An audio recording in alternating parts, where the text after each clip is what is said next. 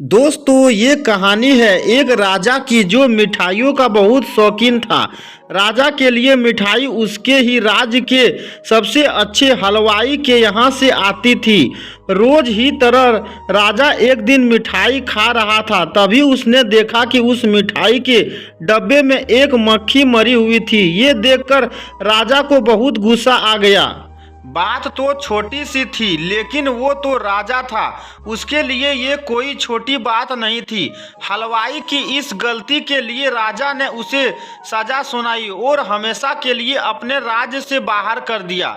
इस बात को काफी समय बीत गया। एक दिन राजा अपने कुछ सैनिकों के साथ शिकार के लिए गया। जंगल में थोड़ा अंदर जाते ही उन पर लुटेरों ने हमला कर दिया। लुटेरों ने सब कुछ लूट लिया और राजा के सभी सैनिकों को मार दिया।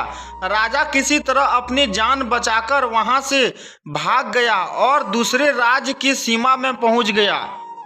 कुछ देर में अंधेरा हो गया और वो राजा सुबह होने का इंतजार करने लगे। अगले दिन वो राजा उस राज्य के लोगों से मदद मांगने लगे, लेकिन दूसरे राज्य के लोग उसे भिखारी समझकर उसकी तरफ ध्यान भी नहीं दे रहे थे।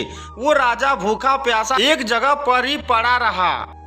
थोड़ी देर बाद एक व्यक्ति उस राजा के पास आया और बोला, महाराज आप यहाँ इस हालत में कैसे?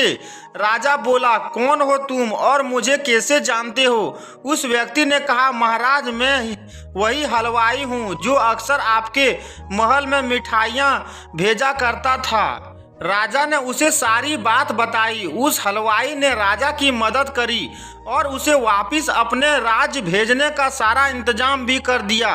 वापसी के वक्त राजा ने उस हलवाई को वापस अपने राज्य में चलने को कहा, लेकिन हलवाई बोला, महाराज इस राज्य में मेरा बहुत नाम है, मेरी बनाई मिठाइयाँ इस पूरे राज्य में फेमस है। यहाँ आकर मैं काफ़ी अमीर भी हो गया हूँ। अगर आप उस दिन मेरी गलती की वजह से मुझे राज्य से नहीं निकालते तो शायद मुझे ये सब कभी नहीं मिल पाता और ना ही मैं कभी आपकी मदद कर पाता। आप ऐसे ही भूखे प्यासे मर जाते। शायद मैं भी हुआ वो सब अच्छे के लिए ही हुआ। राजा ने उस व्यक्ति का धन्यवाद किया और अपने राज्य की तरफ चला गया।